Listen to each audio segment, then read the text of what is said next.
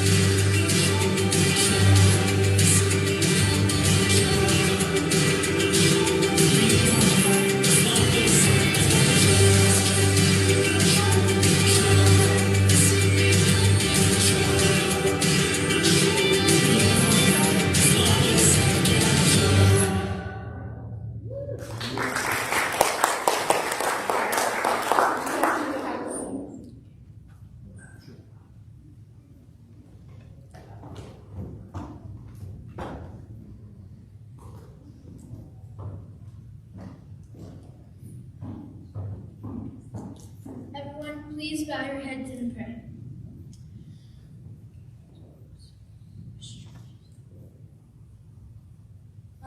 Please help our fellow churches and their pastors to have a good Sunday.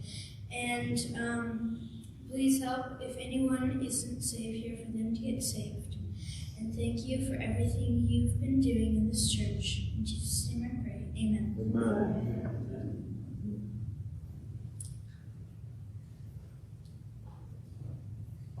You all may be seated.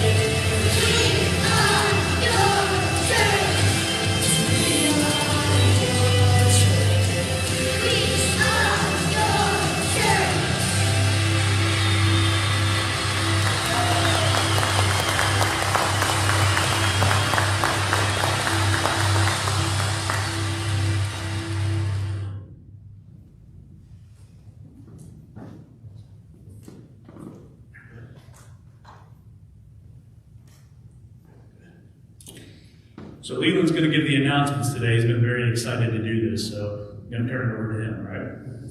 Thank you.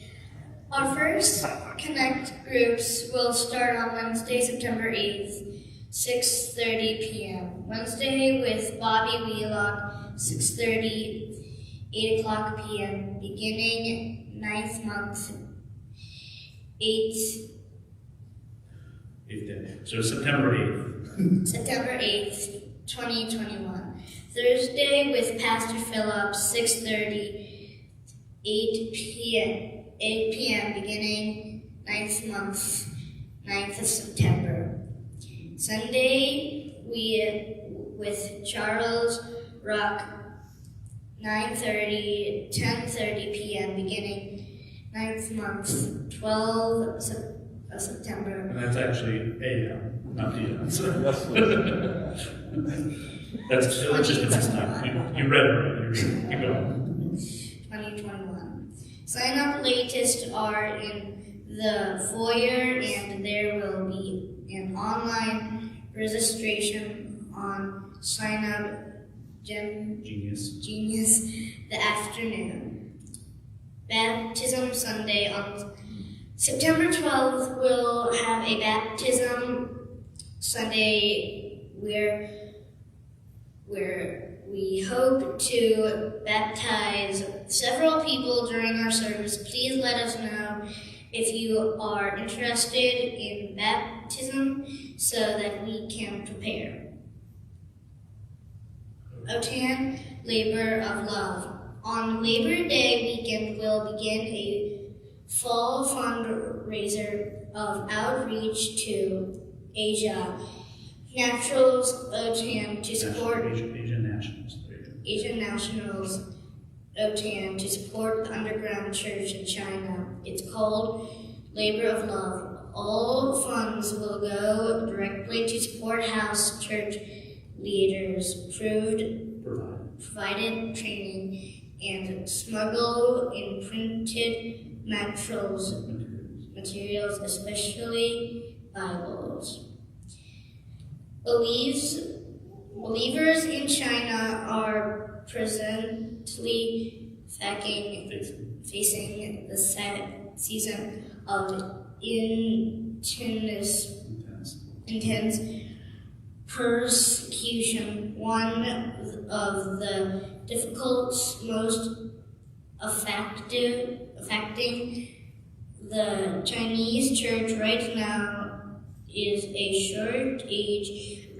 shortage of God's word due to the government's recent laws restricting Bible printing. We believe now is a critical time to love our Chinese brothers and sisters through the labor of rising funds to help them.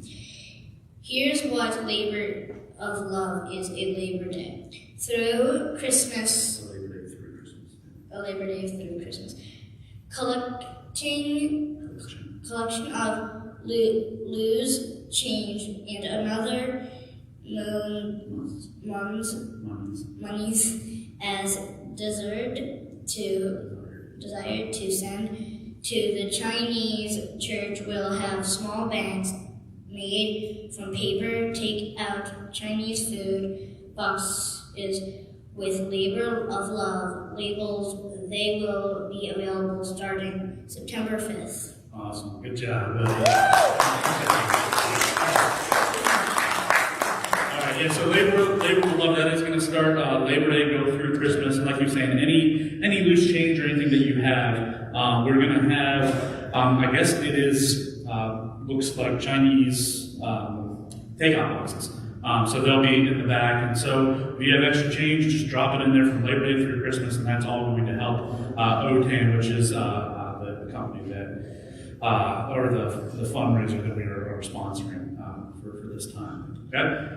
So awesome job, guys. So I am going to actually do a little bit of a question for these guys.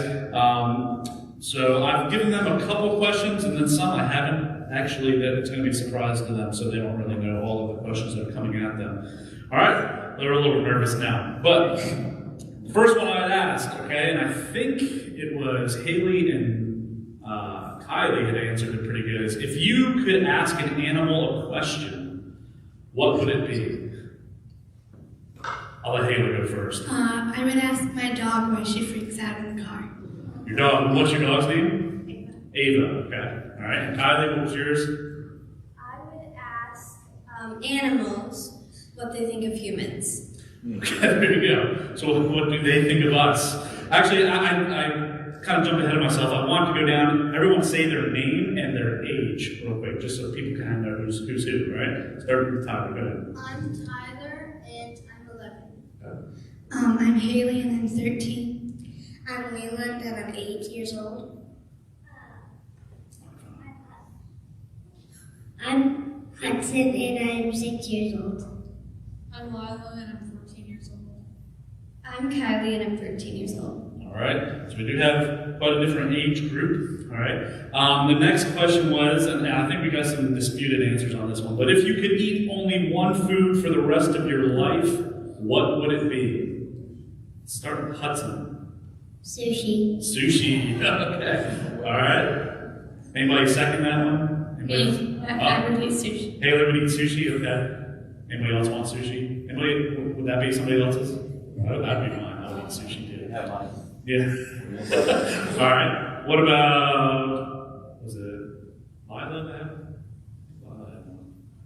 Fruit. Fruit. Okay, just any fruit, right? Specific strawberries. Okay. What about what's one that you all would avoid? Sushi. Okra. Okra. Yeah, I don't like okra either. I would probably avoid that. Brussels sprouts. Brussels sprouts. Sushi. Sushi. Nice. I would pick grapes. You pick grapes to avoid? Yeah. Or for your favorite? What Okay. you would avoid. I don't know. So you would want to eat grapes. All right.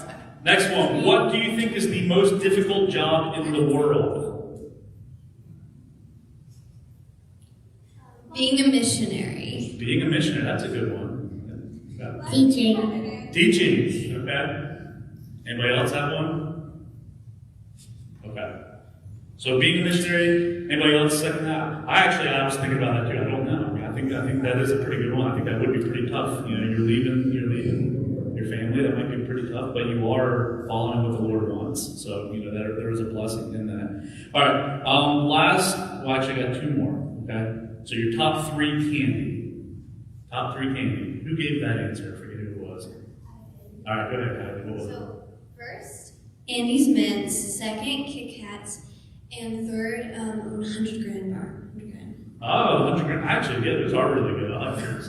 Okay, last one, and I want everyone to answer this, all right?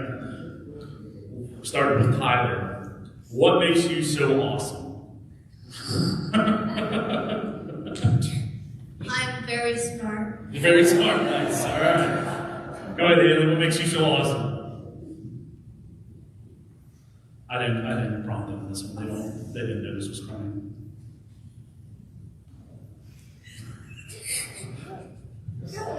All right, jump to Leland. What makes you so awesome? Dr. Hudson. What makes Hudson so awesome? What was it? I'll jump to Lila. No thanks. I actually do have an answer. Oh, nice. I'm positive and friendly. Oh, there you go. Very good. Okay.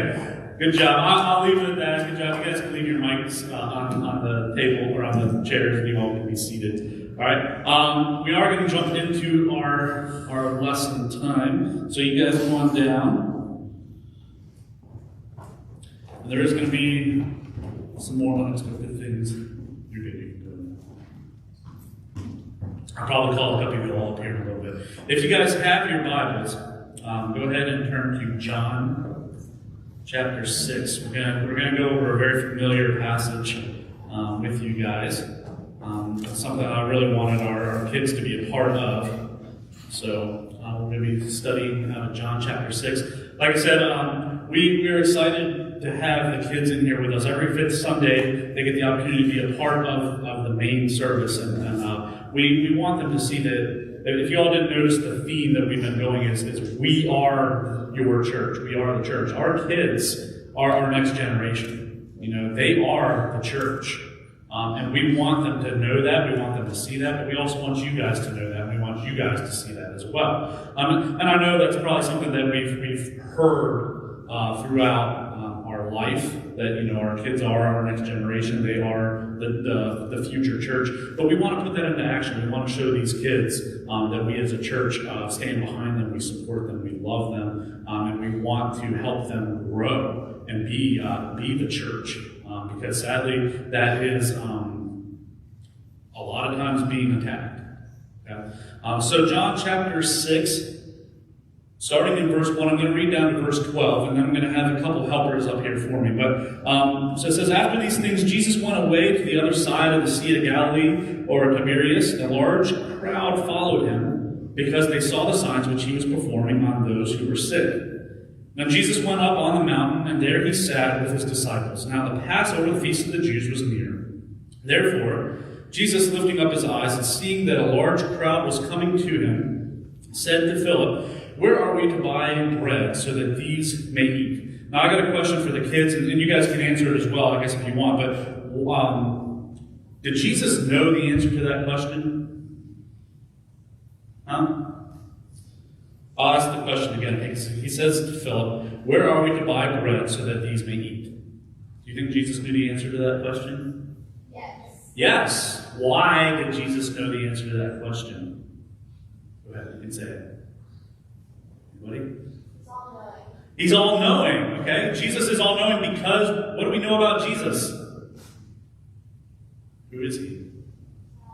Jesus is God, right? Okay? And he made that statement many times throughout his ministry, okay? So we need to understand that, right? Jesus is God. So I'm going to have Haley and let's get Hudson back up here, okay? They didn't know they were going to do this, but Haley, you're going to come up here, and Hudson, you're going to come up here. You're going to help me with some things, okay? So he asks Philip, "Where are we to buy bread so that these may eat?" This he was saying to test him, for he himself knew what he was intending to do. Okay, Jesus knew all along what was going to happen. Okay, but he is testing them. Haley, I'm going to give you these. These are actually too small for me. I was going to do this, but I can't because these are small gloves. So go ahead and put those on. All right, Hudson, you're going to help me here in just a second. All right, so come over here. All right, so he knew what he was intending to do. Verse 7 says, Philip answered him, 200 denarii worth of bread is not sufficient for them, for everyone to receive a little. All right. So one of his disciples, Andrew, Simon Peter's brother, said to him, "There is a lad here who has 5 barley loaves and 2 fish. But what are these for so many people?" Right? So, how many of you guys have heard this story? Okay, I think most everyone has, right? So we have this little boy, he has 5 loaves of bread, right? So Hudson, come here, I'm going to have you help me out. There you go, there's your 5 loaves of bread. And Haley, you get your gloves, I want you to hold these up for me. No, not the plate, you can hold the fish. Those are real. All right. So I actually, hold on to those, okay? Don't drop them. Don't drop them. They are slimy. All right, so I actually was going to get sardines. I did have sardines, but I was overeating with a friend last night, and he had trout. And he said, "Hey, I can give you these trout." And I said, "Hey, that's even better." So Haley, you get to have the trout, all right? So this little boy comes up and he says, "Hey, I have 5 loaves of bread, right? 5 loaves here that I can give to these 5,000 men." And we know that there were more, okay? This was just counting the men, okay? We know there were not counting the women and children, all right? So 5,000 with 2 fish, and they probably weren't even this big, okay? And the 5 loaves of bread. Now, kids, is this enough to feed, let's just say, the people in this room alone? Is that enough? These 2 fish, these 5 loaves of bread? No. Would we be able to break it up and maybe give everyone a little piece? Probably. If I start breaking this up and start handing this out, right, you guys could probably take it. You guys could probably have a little bit. If we started cutting, I didn't cook the fish, but we would probably, it was cold. Yes, it was frozen, so I had to thaw it pretty quickly. All right? Go ahead, you can put it back on the plate. You're fine. Don't want it dripping all over the place. You can just put the gloves on top of it as well. All right? So this boy comes up and he says, "This is what I have. This is what I can give." All right? And the cool thing is, like we said, Jesus knew what he was intending to do. Jesus knew what was going to happen all along. All right? Like I said, the theme for this is we are your church. We are the church. Can you imagine the impact that this little boy had just by giving what little bit he had to Jesus? Right? You know, I think a lot of times we think that our kids are a ministry of the church. You know, we have our kids' ministry, we have these, but you know what? They are the church. You know? And a little child can have a huge impact on people's lives. Hudson, I'll go ahead and take this. You guys can go ahead and sit down. All right? This week, our boys started school. And they started at a new school. They've been in public school. Leland's in 3rd grade, so from kindergarten up through 2nd grade, and Hudson is now starting in 1st grade. And so they were in public school, and this year we were like, we really want to try and get them into a private school. And so this year they started a private school. That's a big change. And Leland was very worried, very scared about it. And so we were praying for him because we were worried that he would be we weren't sure how he was going to do with the change. All right. But the cool thing is, you know, how many of you guys have been affected by a little kid? Maybe you've had a kid and you say, you know, that little boy changed my life, right? So yeah, our own personal children, we can say they've made an impact on our lives. But you know, there are some times where there's little boys or little girls that you don't know, and they can affect your life. So our first day at school, Leland was pretty nervous. He was pretty worried. Leon, I'm not trying to embarrass you, I'm sorry. He was pretty nervous. And so we were praying, you know, Lord, please just help him because we don't, you know, he doesn't know anybody there. Is he going to have friends? Is he going to be able to make friends? Are they going to be nice to him? Is he going to be worried the whole day? And so he was worried. He was upset, and we were praying. Well, that day, when he gets back from school, I asked him, you know, Leland, how's your day? He said, it went good. He said, I had a friend. We had a friend. His name was Peyton. He saw that I was upset, and he came up and just said, hi, my name's Peyton. Will you be my friend? And that made all the difference, right? I don't know Peyton. I've never met Peyton. But I thank the Lord for Peyton because that was an answer to our prayer. Right. You know, he impacted my life because he impacted my son's life. And he caused him to be able to have a great day of school and, you know, hopefully a great year of school. You know, one little boy stepping up and just saying, you know what, I don't have much, but what I do have, I can give, right? I'm going to show a video. I was debating whether or not to show this, but I am going to actually, I do have time, so if you can go ahead and pull it up. This man, his name is Andy Andrews. Has anybody heard of Andy Andrews? Okay, so when I was a teacher for a number of years, and one of our teaching classes, our superintendent showed us this video, and I think it's pretty neat because it shows the impact that we can have. All right, so I do want to talk about our kids, right, and how, you know, being younger doesn't mean that you are not a part of the church, right, and that you can't make an impact. But also adults, what are you doing to impact their lives? So I just want to show this video real quick, and then we'll start back up.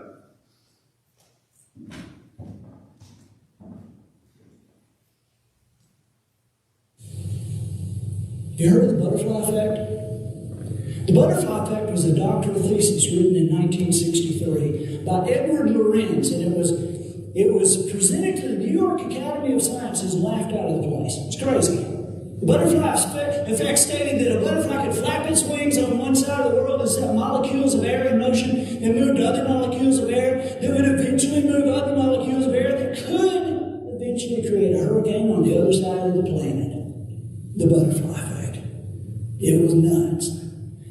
But it was interesting. And because it was so interesting, it hung around forever in urban legend and movies and books until finally, physics professors in the mid-90s proved the butterfly effect was accurate and viable, and it worked every time. And not just with butterflies either. It worked with any form of moving matter, including people. They gave it the status of a law. Just like the law of gravity, the butterfly effect is now known as the law of sensitive dependence upon initial conditions. And it works every time.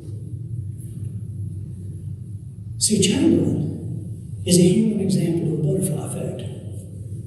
One guy who made one move 140 years ago whose effect still ripples through our lives today. And you are no less an example of the butterfly effect than Chamberlain was. Everything you do matters.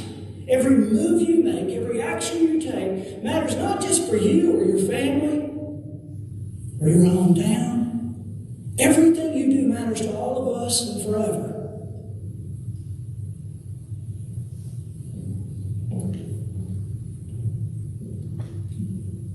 I was in a hotel room a couple of years ago. This was before Peter Jennings died, and I was ironing the left sleeve of a white shirt and about to go down and talk to a group of people, and the TV was kind of halfway to me, halfway on, and Peter Jennings was doing that Person of the Week thing that ABC News, they still do it, but he was doing the Person of the Week where they highlight somebody and tell about what they, and while I'm kind of halfway paying attention, I hear him say, and so the Person of the Week for, and he gives the date, he said, is Norman Borlaug.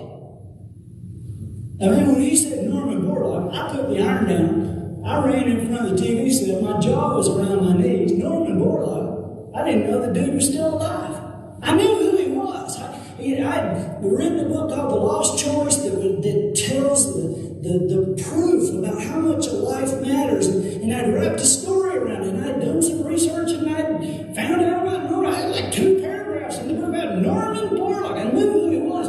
They had calculated that his work, hybridizing corn and wheat for arid climates, his work through the years, the plains of Siberia, the Dust Bowl of Western Africa, our own desert Southwest, South and Central America, that his work, hybridizing corn and wheat for arid climates, had saved from famine the lives of over 2 billion people. The guy saved 2 billion lives. And for that, he was Person of the Week. It kind of aggravated me because I remember thinking, it's not Norman Borlaug. I was talking to the TV, it's not Norman Borlaug that did it. There's a guy named Henry Wallace. Henry Wallace was Vice President of the United States under Roosevelt. Now, a lot of people think, wait a minute, I thought Truman was Vice President under Roosevelt. Well, that's true. But remember, Roosevelt served 4 terms. He had 3 different vice presidents, and the middle one was the former Secretary of Agriculture, a man named Henry Wallace, who, while he was Vice President of the United States, used the power of that office to create a station in Mexico whose sole purpose was to hybridize corn and wheat for arid climates. And he hired a young man named Norman Borlaug to run it. And it was Norman Borlaug who won the Nobel Prize, and it was Norman Borlaug who got Person of the Week. But when you think about it, it was Henry Wallace who saved the 2 billion people, wasn't it? Really? Unless maybe it was George Washington Carver. You remember Carver, don't you? The peanut stuff? Here's one thing people don't know about Carver, is when he was 19 years old and a student at Iowa State University, he had a dairy sciences professor who on Saturday and Sunday afternoons would allow his 6-year-old little boy to go on botanical expeditions with this brilliant student. And it was George Washington Carver that took this little 6-year-old boy and pointed his life in a direction. It was George Washington Carver that took this 6-year-old Henry Wallace and put a vision in his life about plants and what they could do for humanity. It's amazing to think about it. And George Washington Carver flapping those butterfly wings with the peanut stuff. 266 things he developed from the peanut that we still use today. He flapped his butterfly wings with the sweet potato. 88 things he developed from the sweet potato that we still use today. And while nobody was even looking, he just flapped his butterfly wings a couple of times with a little 6-year-old boy and just happened to save the lives of 2 billion people and counting. So when you think about it, maybe it was Carver that should have been Person of the Week. Unless it would have been the farmer from down in Missouri. A man named Moses had a wife named Susan. They lived in a slave state, but they didn't believe in slavery. Well, this was a problem for these psychopaths like Quantrill's raiders who came through farms and villages at night, destroying and killing. And one January night, Quantrill's raiders came through Moses and Susan's farm, and they burned the barn, and they shot several people, and they drug off a lady named Mary Washington, who refused to let go of her infant baby, George. Now, Mary Washington was Susan's best friend. And because of that relationship, Moses sent word out immediately, and a messenger here and a message here, trying to create a meeting with Quantrill's raiders, and 2 days later he had it. And he took a black horse in the evening time, and it went several hours north to a crossroads in Kansas to be there at the appointed time, meeting 4 of Quantrill's raiders who showed up on horseback, carrying torches, with the flour sacks over their heads, with the eye holes cut out. And there Moses traded the last horse he had left on his farm for what they threw him in a burlap bag. And as he caught it and they thundered off, he went to the ground, and there, in that cold darkness with that white breath billowing out, he pulled out of that burlap sack a cold, naked, almost dead infant baby boy. And he jerked open his jacket and his shirts, and he put that baby in next to his skin and covered the child up, and he walked that baby out, talking to him, promising him that he would raise him as his own, telling him he would educate him to honor his mother, who they knew was already dead. And that was the night he told that baby he would give him his name. And that is how Moses and Susan Carter came to raise that little baby, George Washington. So when you think about it, maybe it was the farmer from Diamond, Missouri that saved the 2 billion people. Unless... And hey, you guys know we could do this all night. How far back could we go?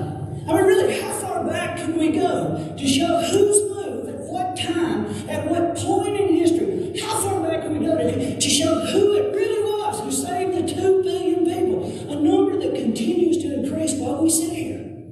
How far back can we go? And how far forward could we go in your life? How far forward could we go to show the lives that you'll touch? I mean, there are generations yet unborn whose very lives will be shaped and shifted by what you do tomorrow, and the next day, and the next, and the next, and the next. Because everything you do matters. Every move you make, every action you take, not just for you, not just for your family, not just for your hometown. Everything you do matters to all of us, and forever.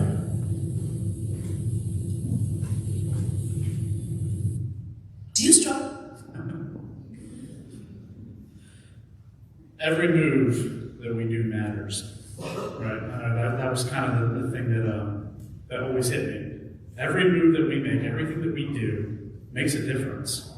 I want to challenge you guys. Every move you make with our kids matter. You know, like this boy. Imagine the impact he made just by giving the fish and the bread. You know, you think about the lives that were changed just from that one action, saying, you know what, it's not much, but it's something I can give. When you give something to the Lord, look what he does. You know? I want to challenge you guys, you know, be that impact. You know, be that impact on our kids. Kids, I want to challenge you guys, be that impact to other kids and to the adults. Because you can impact a person's life, right? Adults, you can impact a kid's life, even when you think that you can. Everything that you do changes, matters, right? So I want to challenge you guys with that. We're going to do something that is very different, and I'm going to ask you guys to all